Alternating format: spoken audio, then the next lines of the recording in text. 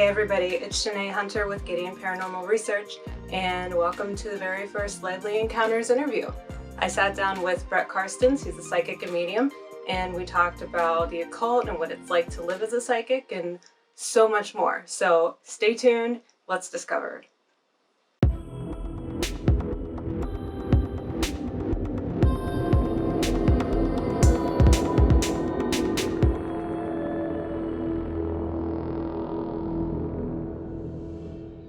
Hello. Hey, how's it going? So yeah, the reason why I felt like I had to talk to you is because I saw that you posted a lot on Twitter and stuff, and you're very forthcoming about just who you are and what you do and everything. Uh-huh. And for some reason, finding that genuine article of being a psychic medium and everything, it's really hard because you'll reach out and they'll kind of shy away from it, or they don't want to make a big deal about it, or they're just not sure that you're just trying to ridicule them or something. I don't know. Okay, cool. Yeah, so this will be fun. I'm going to be honest with you. I'm not a skeptic or anything, but I take this stuff very seriously. I don't appreciate people who aren't who they say they are, or who make a mockery of all of this, because it's such a serious thing. These are people's lives, their emotions, their loved ones, their legacies. So, I hope you're open to me, not challenging, but just kind of questioning a couple of things that I've always wondered about the whole thing. Yeah, I hope I can provide evidence or something that makes you really feel oh wow, this is crazy, and it changes your paradigm and you're no longer a skeptic. And I also see that there's a difference between a skeptic and a just straight up disbeliever. And I'm cool with skeptics. I think it's important to have critical thinking and to be here going, okay, well, is that really what it is? Are there other explanations for it? Yeah. But the disbeliever thing, that's just ridiculous to me. Right. So. Right. Yeah. So I crawled through your website. It had so much great stuff and information and everything. And it answered a lot of questions for me. And something I thought that was so interesting that I never really thought about it, I never really put it together, was the fact that you did have paranormal experiences when you were younger and everything. And you do believe in ghosts and all that. I don't know, maybe it's just the material in the media that I've been exposed to. I never got to see mediums really interact with ghosts, So I want to know, what is it that regular normal people can do to heighten that awareness or make an investigation even more impactful? Well, I think everybody's psychic, so there's that. I think it's just a matter of paying attention. I used to think it was okay, how do you open up and how do you figure out how to do this thing? How do you turn on? And I've got videos and videos and videos of me on location going, man, I've got this whole place to myself, but I'm not open or whatever. And there are EVPs coming in and there's the other side and they're but you are open, And so it's just a matter of paying attention, or at least that's kind of how that is with me. It's just paying attention to these subtle cues that you're receiving. And it just really depends on your strength or how you're psychic. I think most people are empaths. They're empathic, they're clairsentient. So that means you can feel what's around you. You pick up on people's emotions, you pick up on people's thoughts. Mm-hmm. You can feel something kind of in the atmosphere or in the room. It's kind of knowing that somebody's staring at you from across the room or something, noticing that somebody's looking at the back of your head. That's empath kind of stuff. And then it's also with physical touch. So that's another part of it. So feeling a density in the air or actually feeling touches and stuff like that. And, so I think most people have that, and I just did a video on that that's not out yet on empaths. So I'm like, I can just flow with this. Nice. So with empaths, yeah, I think we're all empathic because as we're growing up, I think little kids are more psychic than adults. And I think it's basically because they've been told that, that's not real, or you can't do that, or don't talk about that, or whatever. But with being an empath, it's a feeling. And so unlike hearing things or seeing things that other people can't see, feeling something, nobody really shuts you down for that. So you've got a better chance of hanging on to that psychic sense, as you go. I totally agree. It's like empathy is like, it is something that you can explain to somebody, but you can't expect them to know how to do it naturally. Yeah. And do you think something like that is hereditary? I don't know if psychic abilities are hereditary. I'm not really sure. It's funny because nobody talks about being psychic. People have just now started talking about the paranormal and kind of getting into that. And so with being psychic, I just, I had to come out as a psychic, because it's you're being judged and people are looking at you weird and think all that. And I mean, they've always thought I was weird because I always had strange stuff going on, but it's so weird because I didn't think of myself as a psychic when I was younger, but I would read playing cards to people. I had ghosts around me all the time. I was always seeking the paranormal, all this stuff. And then it wasn't until my adult life where I'm like, wait a second, and I'm putting the pieces together and I'm like, this is what's going on. I'm actually a psychic. I'm a medium. Oh yeah, I had these people come to me, looking for help, or these spirits. And I've had weird experiences with just all sorts of stuff. And it's it all makes sense. And I mean, it totally makes sense.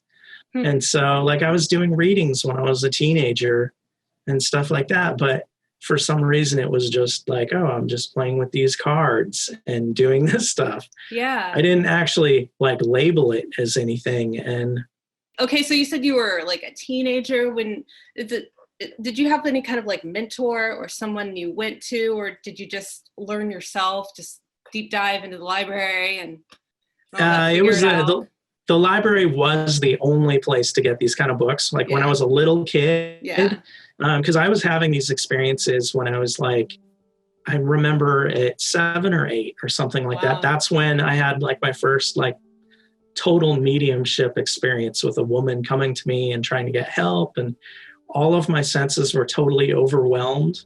I mean, it was very dramatic and very much Hollywood movie where, the person freezes and, it's the scenes get all blurry and it's really? They're seeing something else.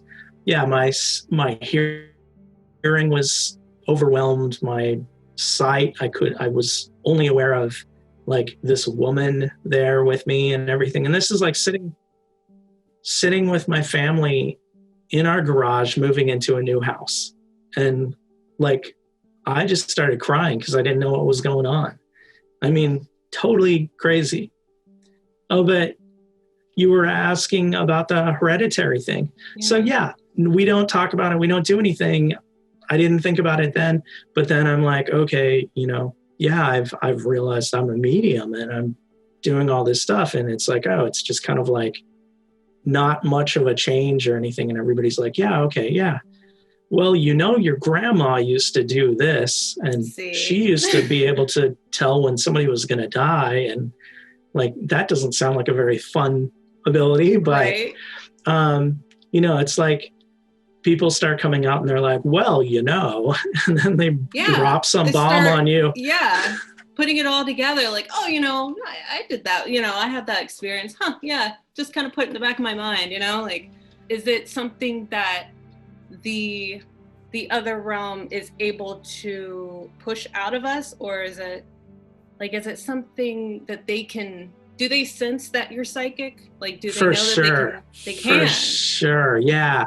I think they can tell when you are like, when you're thinking about, I think they can read your mind. I think Really? they're like, they can read your mind, they can read your emotions. And so like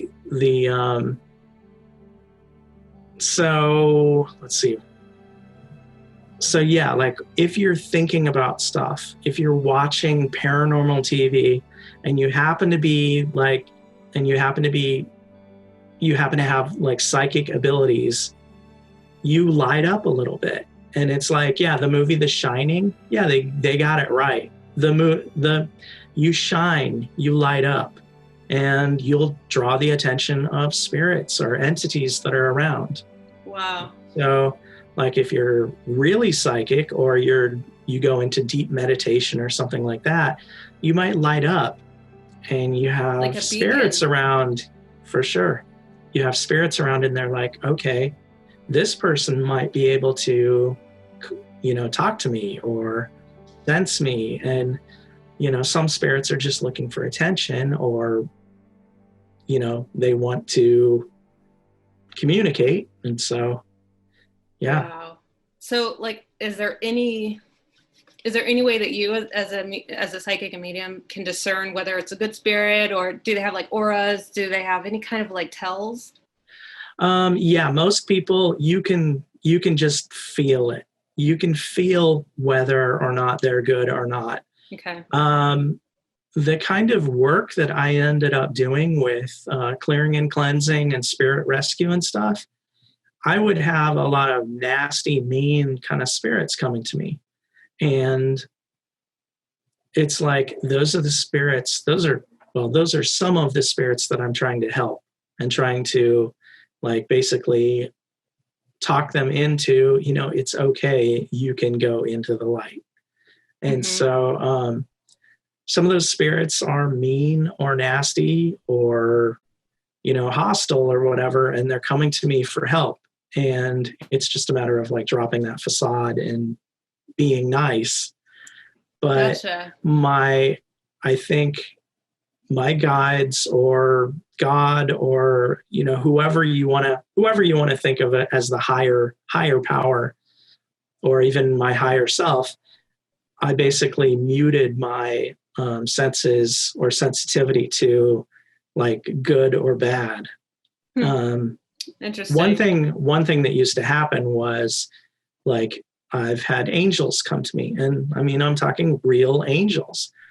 And the first time I saw one, I saw Archangel Michael, and I could only see his feet. Like it was like starting like a pan up, like moving up to like from his feet up, because I saw him as a statue.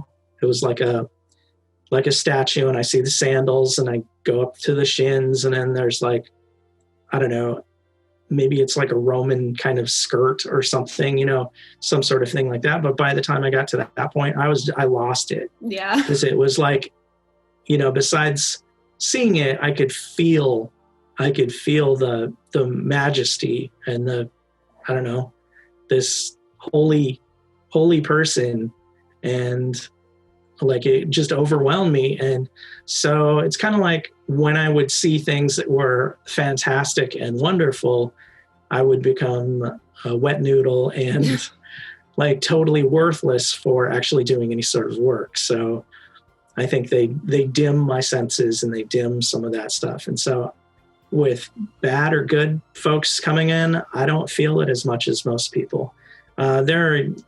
Usually you can tell, like usually if it's really somebody nasty or somebody being mean or whatever, you can tell, and you can like do whatever you need to do to take care of that situation. So, like if you start having nightmares or something, that might be that there's somebody bad around trying to torment you and put images or feelings or whatever in your head. And, you've seen on ghost shows or whatever, somebody will like feel pain or they'll feel nauseous or something like that. And yeah, that's usually picking up on somebody who is projecting that kind of feeling or image or whatever to the person.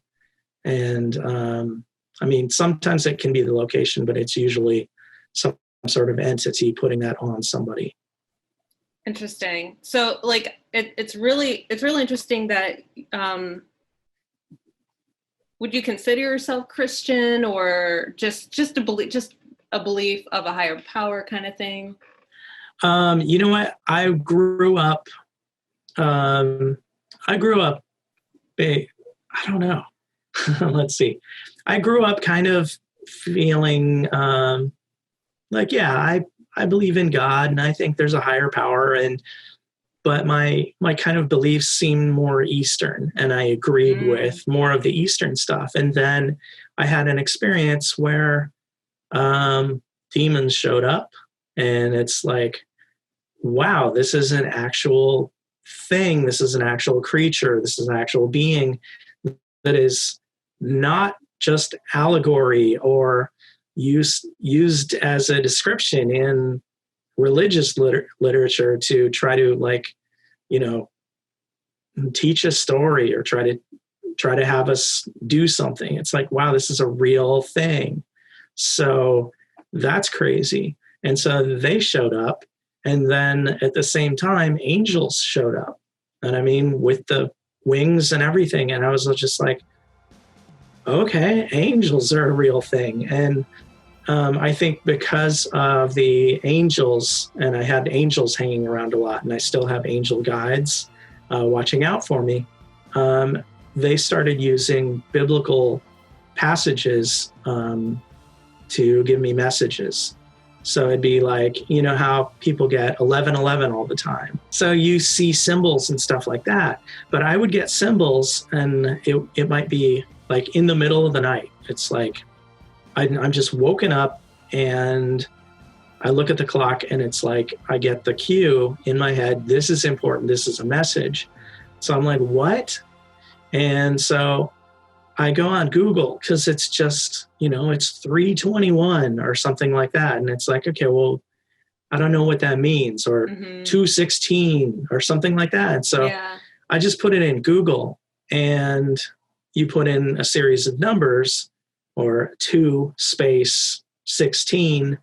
And one of the things that would come up would be a Bible passage or something. And so, just out of curiosity, I looked at it, and it was like directly answering a question I had before bed or something. And I mean, it was like, and so I started realizing that they were using Bible passages. And so I started reading the Bible, and it's like, yeah, I mean, I know Jesus is a real dude. He's important. He's shown up maybe 3 times for something, and he's just like incredibly efficient.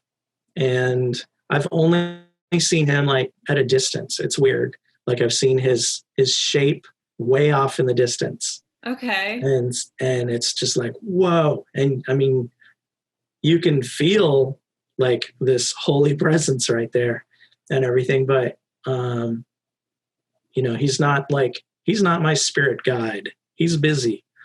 And when he's shown up, like I had a problem with some demons one time, and I was freaking out. This was very early on, and I was calling for help from anybody, like, guides, help me. Sure. Jesus, please help me. And it was like he popped in, like it's like poof, there's Jesus, and he just looks around, and then it's like poof, poof, poof, poof, and the demons are gone, and then he looks around again, and he's gone. Poof, he's gone. And the atmosphere is totally different. I think, Crystal was there with me, my wife. She was there in the room when all this happened. And I can't remember this specific experience, but we've been there together with all sorts of crazy stuff. And, she could feel the difference, like before I could even say, like, wow, this happened. She was just like, what happened? That kind of thing. And so it's like there's validation when I'm having these insane experiences. And yeah, I mean, they're insane. But if you're there and if you start having these kind of experiences, and I don't mean demons and angels and stuff, that's really extreme and that's really extraordinary. And I don't think most people don't have to do that. You know, most people don't draw that kind of attention, but I think just somehow the work that I do draws that kind of stuff, and I end up having to deal with that. And I've got a team that helps me deal with that. You know, my spirit guides, that's my team. You know, they're around to deal with all of this kind of stuff. But normal people, even normal psychics, won't have these kind of experiences. Interesting. And some of them do, and some of them, like fantastic psychics, like really well-known people, I've talked to them about this stuff, and they just blow it off, like, oh, that doesn't exist. And it's like, yeah, I mean, I'm not arguing with them or anything. Sure. But it's like realizing it's like, oh, you're only working in this one little bit of the spectrum. You know, right. you talk to people who have loved ones come through, and that is the extent of it. And you're really good at it, and your guides and everybody wants you to stay doing that because you're a service, you know. True. So you don't need to go into this other stuff. But there are a lot of people who have these extreme experiences, and it's like, yeah, they're real. It's crazy. Nobody needs to do that. Yeah, that's such a great way to put it, a spectrum of things. Yeah. Because when I was younger, I had talked to somebody about, you know, using EMF meters and classic devices like that. And he completely tried to demolish me about it. He said, there are no ghosts. They're all demons. There's no such thing as ghosts. If you come across one, they're just trying to pretend. If you ask them questions, they won't know exact answers. They'll just kind of skirt around it. And that's why you can't really prove them, because they're really crafty. Like, yeah. How do you discern between a demon and a ghost? Mostly they're ghosts. Okay. I think I'll usually see them. And even human spirits can be like so messed up that they basically their appearance gets distorted, kind of. Really? And so I mean, if you're a hateful person or whatever, or a hateful spirit, and I'm just using hateful as my example or whatever. Sure, yeah. That kind of emotion or whatever can actually warp that appearance or the presentation of that being. And so, you know, they might come off as being demonic or something, but I think demons are probably very rare. I would agree with that. Am I hearing anything? Please don't do that. I'm not ready for that right now. Okay. No. Something interesting though, is when you're editing this or when you play this back, listen for EVPs. I will be. Because, and you know, I mean, there could be whatever, like little kids yelling outside of my room or whatever, outside of my house. And you might pick up on that, but if they're talking about something we're talking about, then that's like a big good cue. Sign, yeah. So just pay attention, see if anything does come through like that. Yeah, for sure. I definitely will. I'm like so itching. Me and my husband are so itching to get back out and investigate and everything after all of this is passed over. I mean, this year has been insane. Like, has it really affected your servicing and clearing and stuff? Like, how have you gotten over that? So it's funny because it's like I started a YouTube channel, and I'm like, that's my thing right now. Haunted medium. Mm-hmm. I got my channel, and I started it last October. And so it was like, okay, let's do this. And it started to kick up and get momentum, and I was getting calls and lots of clients and all this stuff. Oh, great. just from YouTube stuff. And then this hit, we get the virus. Yeah. And like, everybody's like, well, I don't really know what I'm doing next week. I don't know if I'm going to have a job. I don't know if I'm going to have any money. I don't know what to do. And so everything just stopped, right? And us being able to go outside and do our stuff, be with other people. Yeah, everything just kind of stopped. And so it's like, all right, but I still do stuff. I still do stuff on Zoom and Skype and over the phone and stuff like that. I was just about to ask that. Like, do you have to be like spatially, location-wise near each other, or? No, you know what? It's easier. Like, I love being on location. I love being in the creepiest, like, abandoned places. Yeah. Like find me a missile silo. Like, let me get in there and check that out. Like anywhere like that. I love that kind of stuff. And so I do my motorcycle rides, and like, I'll be out for like a month, and I just film and do psychic stuff and paranormal stuff and make videos from it. And so it's like, oh, I love that stuff. Yeah. But I can do all this stuff remotely. It's not as strong of a connection because I'm not like right there to feel it out and to kind of notice everything. But I've got enough that I can definitely work. Like, I can connect with you and then basically see what's around you and then kind of work that way. And I mean, it's all like, I don't know, reality is so weird anyway that I don't have to be there. And like, I think one time I realized this was somebody was teaching like hands-on healing. And it's like, okay, you can, you didn't look at my camera or whatever, you can hold your hand like close to something. Actually, you can do this. You can hold your hand like this, and you can feel a cymbal. Like, you can feel energy in between your palms. Sure. And it's like, okay, so like, wow, I can feel it up here and stuff. And so it's like, okay, you can heal with energy and like push energy through to a person. Like, there's a person right here. Mm-hmm. And I'm like, okay, yeah, I got it. Like, how far away can you do it? Because I'm envisioning the energy or the healing power or whatever coming from above. It's like it's coming from God or it's coming from heaven.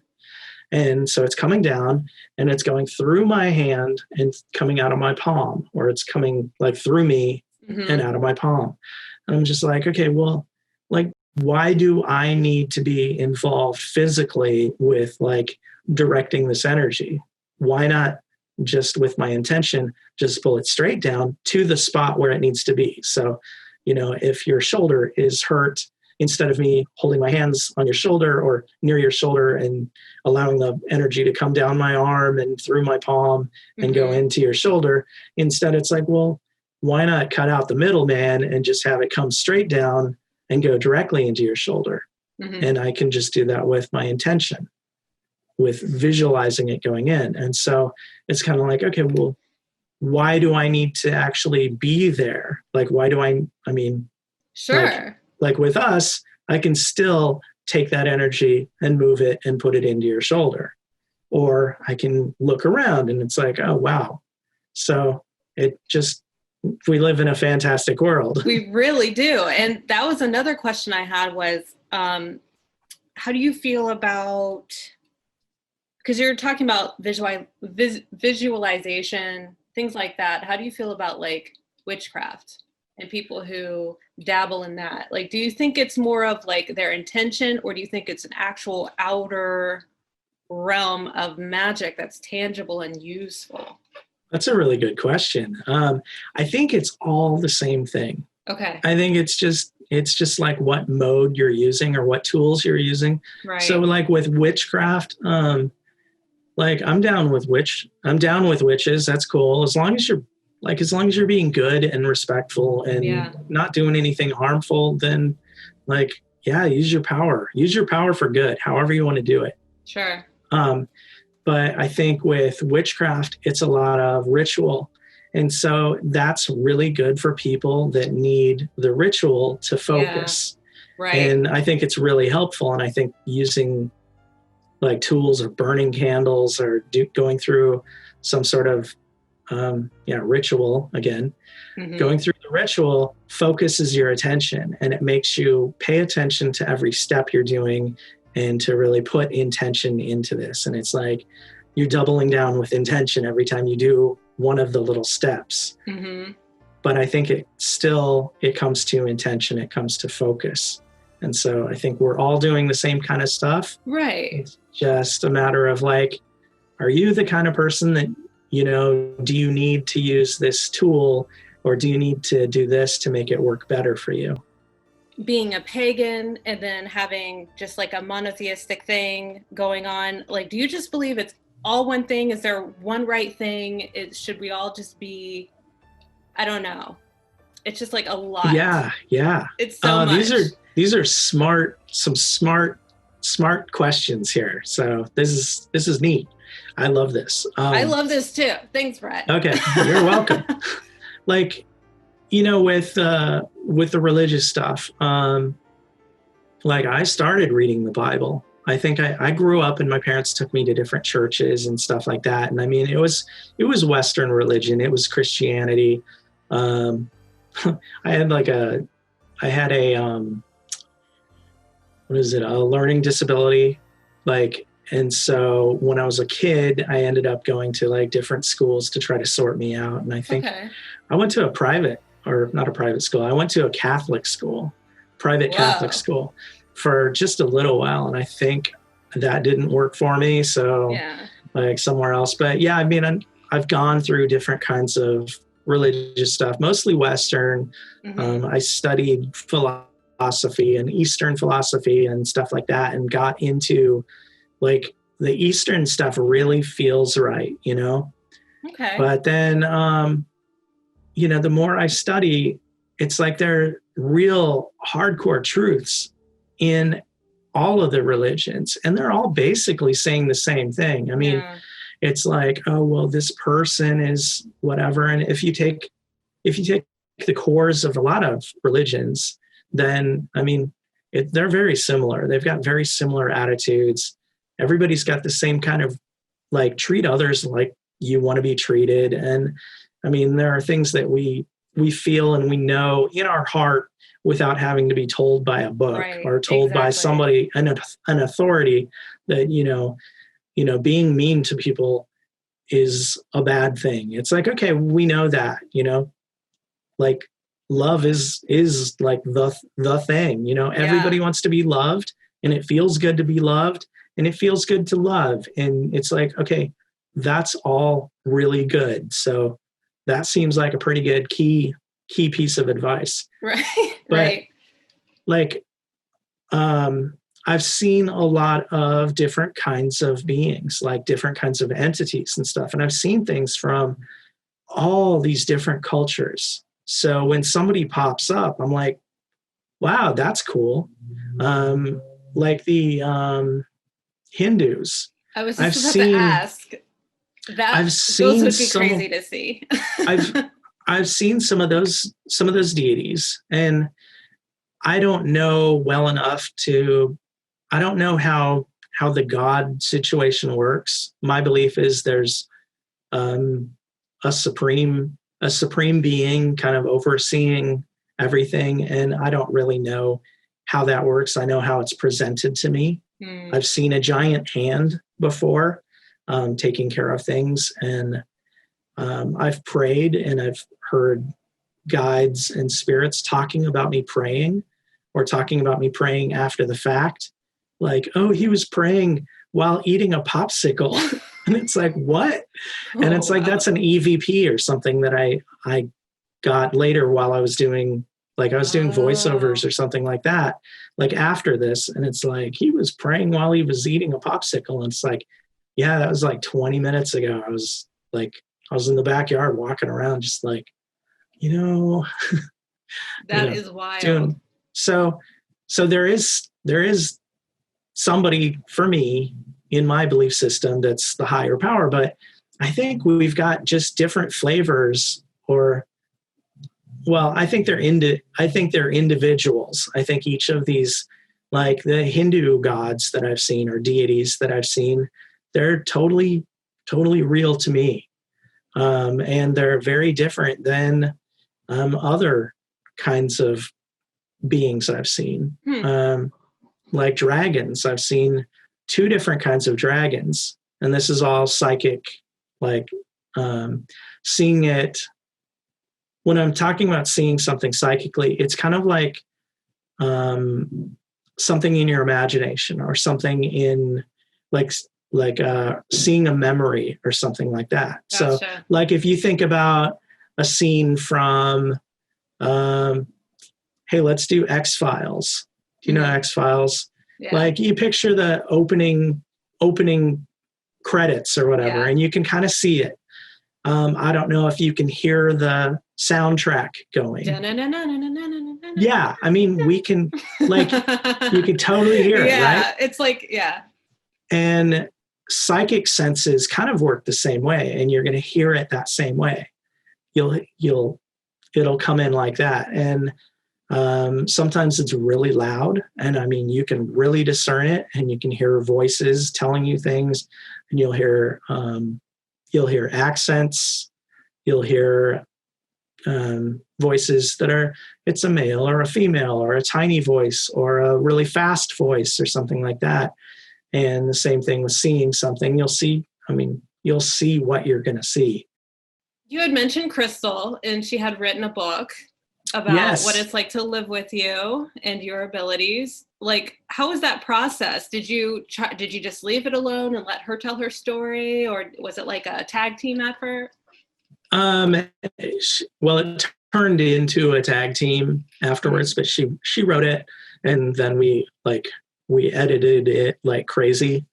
But she was a like full-on skeptic, thought everybody was lame that was believing in this woo-woo stuff. Okay. And she talks about this in the book. And then at one point, like, she's always loved animals. She's like super close to her dog, right? And this is way back when. And so she sees this class. It's like a one-night class or something on how to communicate with your animal, or it's like pet psychic stuff. And she goes and she's like, yeah, whatever, rolling her eyes about this. And this is well before I showed up.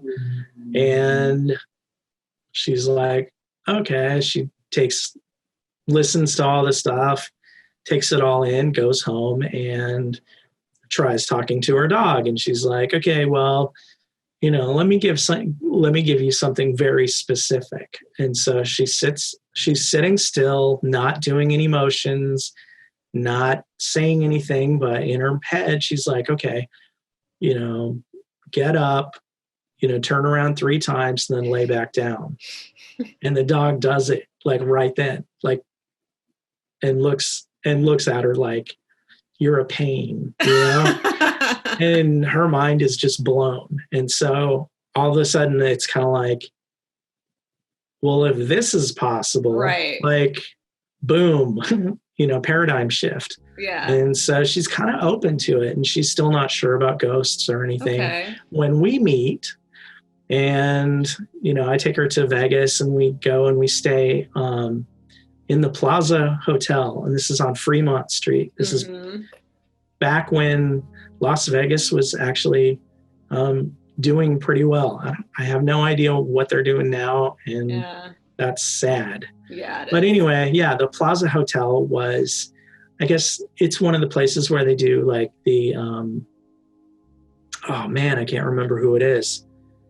They do a seance every year to try to contact somebody who's like, it's like Houdini or somebody like that, okay. And so it's like, so they're going for it there.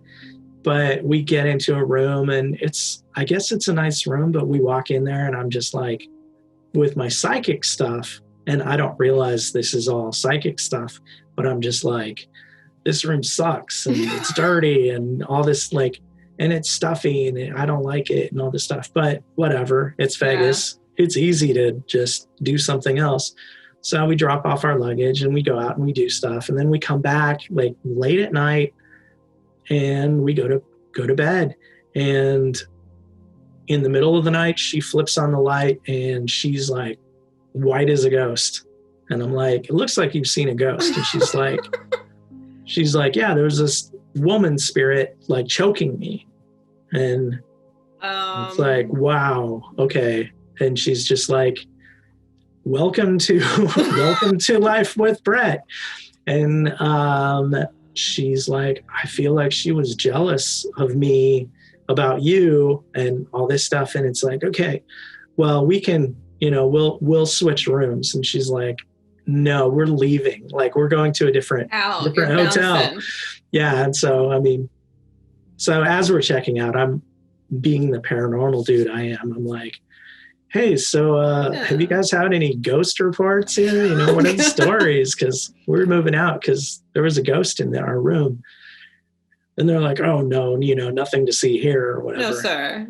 Never. So we walk down to the next hotel and we check in and we're like, hey, yeah, we left the other hotel because there was a ghost that was like totally harassing us and everything. It's like, oh, yeah, we have ghosts. And, it's like, so everybody, like, if you mention it, some people are just like, oh, I finally get the opportunity to talk or whatever. They've got a story, they're not just like whipping it out to everybody, but like they're so impassioned when they get to share their story. I've waited 8 years to tell this story, right? Finally, let me tell you what happened.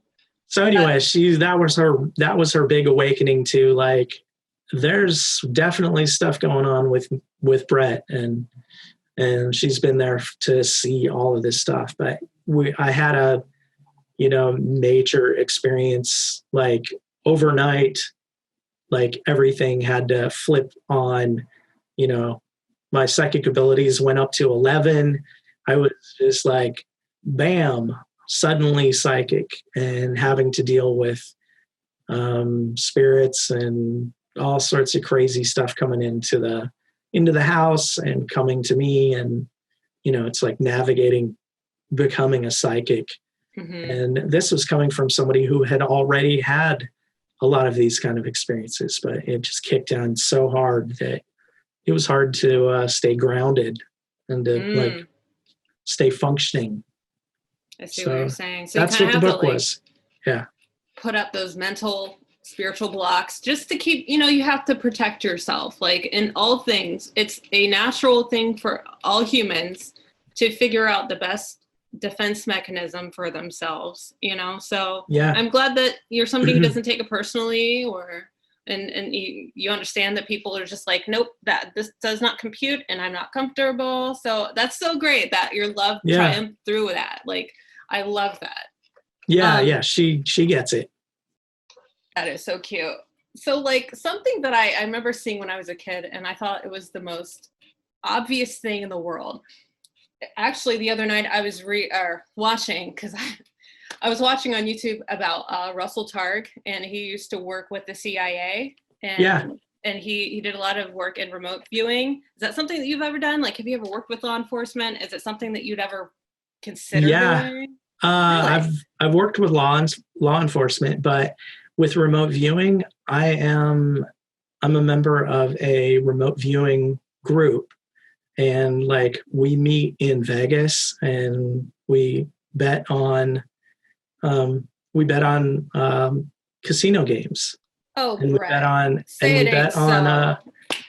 bet on like sporting events and stuff. Mm-hmm. And I mean, it's like the best thing. Yeah. But it's called the Applied Precognition Project.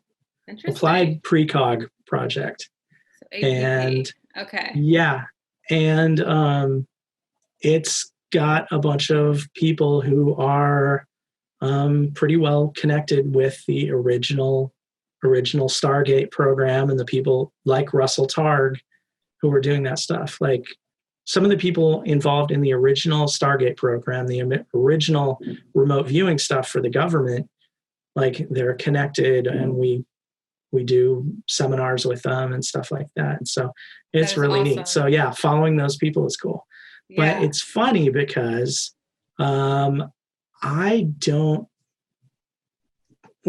it's funny because going back to that whole idea of ritual and stuff, rituals, like I just don't care. I don't want to do ritual. Okay. And so like remote viewing is a very set up process. I mean, it's like you totally go through these steps and you do this at this step and you do this and this and this. Oh. And it's very good and it works and it's been proven and everything. Yeah.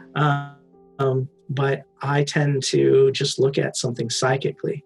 And so instead of doing it through a remote viewing protocol, I'll just I either leave my body and go and look at something, Gotcha. or I'm looking at it psychically or something like that instead of doing it through the protocol. So I'm not actually doing like straight up remote viewing a lot of times. When I do straight up remote viewing, it's like hit or miss. I've gotten really good hits. Like I'll draw the object and describe it like very accurately. And then sometimes it's just a miss, but I want to do a video on remote viewing. Please do. I would love to watch it. So you're more of like a projection based. I think so. Than actually like looking. You're actually going there. That's really interesting. Yeah, and something really trippy about that. I like the word projection because that's really it. I've done this like on video. I'll do something when it's like, oh, I'm on a ground right now, and I happen to be I'm in a graveyard. This is from Globe, Arizona. I'm in a graveyard and I'm just sitting there and I'm like, okay, I'm going to try to tune in and everything. Let me ground, and then I'm going to open up and pay attention, right? And so I go to ground, and the way I ground is I imagine myself as roots, and I imagine the roots going down deep into the ground. And I end up projecting when I do this stuff. When I ground, I think I actually take part of my consciousness underground. Okay. And on EVP, you can hear like spirits talking about like, oh, where's he going? He's underground. And when I start to ground, I'm like, oh, yeah, I'm in a graveyard. Like there are bodies like around all me, around. underneath. and I'm like, there are tunnels below me. And it's like, oh, it's a mining town. And I didn't realize that until afterwards. Somebody was pointing it out. They're like, oh, this mine goes all over the place and it's underneath that mountain and stuff. And it's like, yeah. So, I mean, I do project when I project, and they're like, where's Brett going and stuff. So it's like, oh. I can't wait for these videos. More. Okay. Oh, cool. Last question. All right. It's something that we all struggle with. Actually, second to last question before I hit you with that one. But it's not that I'm new. It's not that I'm new to like investigating the paranormal, but I'm new to being a part of a community that does that. And one thing I've noticed is they're very open and they're beautiful, wonderful people, very supportive and everything. But I feel like they're a little bit like lasered on what's hip, what's new. I'm going to use this fancy laser thing. I'm going to do this. Oh, listen to the necrophonic. Like I'm not sold on any of it yet. I'm actually starting from ground zero. I think using natural techniques is always best. Yeah. Like because you can do it so fluently, I'll use that word. What do you think we need to be doing that's going to make it easier in our investigations to get more solid evidence? Well, I think there are a bunch of questions in there, a bunch of answers. I'm sorry. Yeah. With getting evidence, nobody talks about this, but I've gotten enough information, and I've been told that like spirits don't want to be on camera. I don't think they're allowed. I don't think they're allowed to give evidence. One of the things I was I was filming. Now all of my paranormal stuff, all of my psychic stuff, unless I'm working with a client, I'm just filming it because that's what I do. Yeah. And so it's all like, well, on this episode, no, but I went to I went to a place where Gandhi's ashes were, and I had my lav mic on and I was just recording, and I was kind of like, I was just saying, thank you to Gandhi. And this stuff is not on the episode because I said thank you. And, I was talking and I was picking up EVPs and stuff. And one of the EVPs, I think it was a guide or somebody there they said no physical evidence. And so it's like, we aren't supposed to be getting evidence. We aren't supposed to be getting it. And that's why it's so elusive. I think I've also heard that I have permission. And I know I have permission to do the EVP stuff, but I don't know if I have permission for getting anybody on camera. I've gotten just a few things on camera. And unfortunately, one of the best things I've ever seen on camera was when I was working for a school. I was a teacher, an art teacher, and we were doing a yearbook, and one of the kids went and took all these photos of the yoga class. And it's just basically kids like, laying there or whatever. Yeah. And there's this figure that is like in front of one thing, behind another thing, you can see that, and it's there in one shot and it's not there in the shot before or after. Mm-hmm. And it's this black cylinder. And it's like, there's no explanation for that or anything. And it's like, I can't share that because it's kids. It's these kids and it's a school, and I'm not going to do that because that's just who I am. Sure. I haven't even told anybody about this. So you're getting the scoop. But yeah, I mean, it's like, okay, I haven't gotten too many video clips of anything that's like really definitive. I've gotten things that are very curious, and it's like, okay, what is that? And even like UFO kinds of things. It's like, okay, I've gotten that. I've seen orbs and stuff like that, but you know what? That's still one of these things that's really debatable because I mean, most of the time it's insects or dust. But there are definitely ones where it's like, this is not moving this way, and it just disappeared into this person's head or whatever. Mm-hmm. I mean, right. It's like, this orb went and then it went to the cupboard, and then you heard, a little click of it hitting the cupboard or whatever. It's like, that's insane, but that kind of stuff isn't strong enough to be counted really as good evidence. So it's like, okay, well, getting evidence is difficult anyway. And then, it's like, are we really supposed to be getting evidence? Because spirits will talk about like, stay off the camera, watch it, there's a camera and stuff like that. And that's like repeated over and over through my episodes. And I've heard that elsewhere too, on different EVPs. And I've always found that strange. I'm like, well, why are they so shy, or why? So is there like some kind of sacredness to it, or just? I think it might have to do with, like, this is my opinion here. This isn't like me hearing these EVPs and getting this information. That's, that's definitive. Yeah. But this is my opinion. I think that we're here on Earth, like we're incarnated here so that we can live and have this experience. And knowing easily having the information that there are other beings around us and we get them on video and all this stuff, it kind of takes away some of the sacredness of us being here.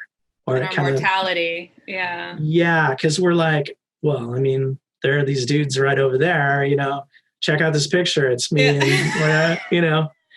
and so that removes it. So there's one answer for this part. And that's like, I think it's huge. elusive evidence because they don't have permission to do it. I think it's an order. I think it's an order from upstairs. Wow. So there's that. And then asking about equipment and stuff. I've got a ton of equipment because I love paranormal investigating. I would do it all the time. And EMF readers, it's like, or meters, I don't really care. Like, I'm over it. And I got over it with like all of the equipment. It's all really cool, but there are too many false positives. Right. Like you can't, like, what is it? The SLR or whatever, the screen with the little stick man. Yeah. Like some of that stuff is crazy because it coincides with other evidence that they're getting. Like if you go with, your basic ghost adventures, SLS. I think it's SLS. Yeah. Yeah. You go with that kind of thing. And it's like, there's somebody in a room and they're saying, oh, I feel like somebody's crawling. I feel like something's on my arm and crawling up my arm. And the SLS video shows this little stick figure crawling up somebody's arm. Yeah. And nobody's communicating that to the person or whatever. It's like, yeah, that's astounding evidence. That's something that's happening for real. Yeah. But then you see these other pictures, you go on YouTube or whatever, and it's like, yeah, it's a lamp and there's a little figure on it, or, it's like, that's a reflective surface or whatever. And it's like, okay, you're like, we don't matrixing a little bit. Yeah. Yeah. We can't really tell. And so it's like, yeah, that doesn't work. I mean, for me, it's like there are too many false positives. And then same thing with EMF reader. I keep calling it a reader. EMF meter. Well, it is a meter. Yeah. Electromagnetic. Yeah. Okay. Yeah. But anyway, that also gives false positives. I mean, if you're stationary and if all of the electricity and magnetic whatnot is all completely static and you end up with big spikes or whatever, that could tell you something. But it's one of those things where it's like, yeah, it's kind of too hard to tell. So, there are so many of these things. It's just like, I'm not sold on it completely. And then, what is it? The spirit box or the radio that goes all up the frequencies. Yeah. Again, I've heard it. I've heard absolutely for sure spirit communication come through it, but I've also heard AM radio and FM radio. I've heard, the regular stuff come through there. So there are too many false positives for me. It works. I know 100% it works. Like if you want to do it, like totally go with that because it works. But you're also going to pick up stuff that's not spirit with that. And so it's like, And then there are the computer ones where it's like, okay, like there's a sound bank in the computer or in the device, and it will basically put together words or phrases, audible, like the audible stuff. Right. It's like, well, I don't really know. I don't know enough about where the dictionary, I don't either, what dictionary they're using or how it works. And so, and like people use their phones and I'm like so against that. Like you can't use an app on your phone. Somebody is asking you to pay $5 to play. It could be pre-recorded. It could be, I don't know. I don't trust any of it. I'm an analog person. Digital is fine, but I'm so analog, it's scary. So yeah, I'm glad that like I'm not crazy. It's just too much. Too much margin of error. Yeah, that's one of the problems I have with phones because like even recording EVPs on phones and stuff, sometimes the phone will pick up the phone trying to connect with a tower or whatever, and you'll end up with that, like a little buzzy. Whatever that is. That was very good. Thank you. That was it. Yeah. Yeah. So yeah, with phone stuff, but when things work, they're incredible and they work. So like if you've got an app on your phone, like I've tried this app called Ghost Speaker, and it's basically an obelisk. That box where it puts out text based on, some sort of EMF readings or something like that. Yeah. And I've seen that spit out words that are like crazy connected to what's happening at the time or whatever, yeah, totally relevant. And so it's like, yeah, that works, but I don't know how it works. And I think it also gives false positives, because it's like, tennis, are you a tennis player? And and then it's like, we really have to test this stuff and test it in controlled environments. We really have to do it scientifically if we're going to use it, I believe. The problem I have with doing these things scientifically and trying them out scientifically is one of the biggest variables is the other side. Like the spirits or whoever's over there, they can decide to play correctly with it or not. I guess you're right. And so that's where it's like we're not able to control that variable. True. We can't control the other side. And so we can't really get that level of testing done.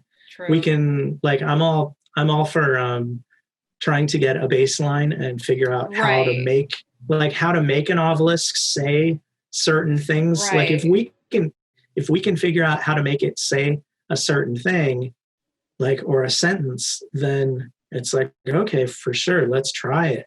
Yeah. But I don't know if we know how to do that. But also, like, I don't know how to do EVPs and make these whispers show up.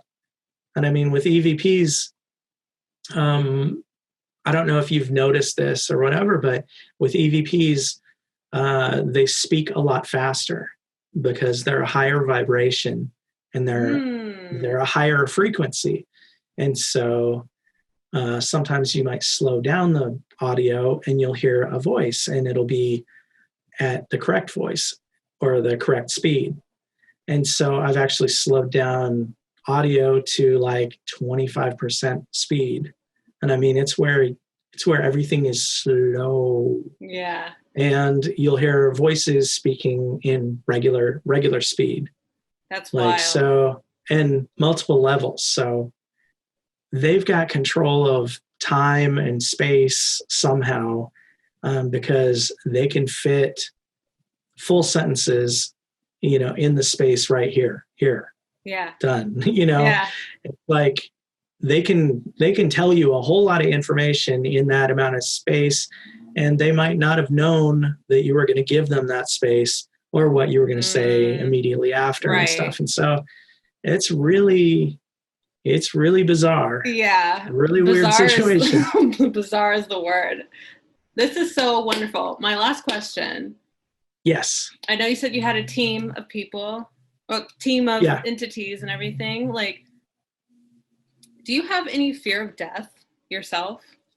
Do you feel like you're going to be okay? I'll just do the best I can here, and then whatever happens, happens. I'm not afraid of dying, but I'm not ready to go yet. I've got stuff to do, Sure. Yeah. Don't go anywhere.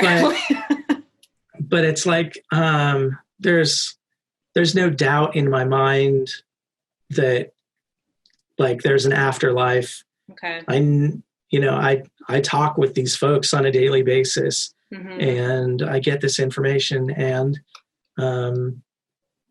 I've projected, to use that word, I've projected to places that are outside of, like, I would say probably like heavenly kinds of places or whatever. Okay. And so I know that there's that, and I've looked in through the portal, the white light portal into heaven. I've watched a spirit cross over, or multiple spirits cross into heaven, and I've felt the love, and I've felt that feeling coming out. And I mean, it just, that's gotta be comforting. Totally wipe me out. Yeah. Yeah. Sure. Like just the love and the bliss and everything. It's like, I totally understand why people with like near death or out of body experiences, like, don't want to come back. Because I mean, it's like it's beyond, it's like love beyond anything we really can understand or grasp here. And so, yeah, I mean, I know there's stuff after, I know there's an afterlife. I know there's heaven. Yeah. And so I'm not worried about it. I don't want to go. I don't want to see anybody I love go, because I'll miss them. Right. But, you know, if it was like, okay, the whole earth is just going in a snap and we don't have to, we're not aware it's going to happen. Yeah. And we're just all immediately like, whoa, that was weird. Yeah. You know? Like, what can we expect to see next? What are you doing? Like, how can we get in touch with you? How do we get into your world? Go subscribe to... Subscribe. Yeah, that's my thing. Go subscribe to Haunted Medium. Brett Carstens. You can find me on the YouTube. Yep, and on Twitter. He's really great on Twitter too. Yep. And you can go to... Yeah, you can find me through any of those things. It's also brettcarstens.com if you want a reading or want anything like that. I don't typically do the standard readings about, like, you know, should you get back together with your ex? Like, no, you should not. That's your free reading. Don't get back together with your ex, because it's just not, that's not a good idea. That was pro bono. But I like it. But yeah, I mean, it's mostly cleansing and clearing and working on stuff kind of more, I don't know, in that realm than the standard readings. But I can do normal readings if you need them. A super special thanks to Brett for his time, his insights, and his advice. Do not forget to look him up online at brettcarstens.com and at his YouTube channel, Haunted Medium. Thanks so much for watching, and please consider subscribing so we can continue to make videos like these. Take care. See you next time.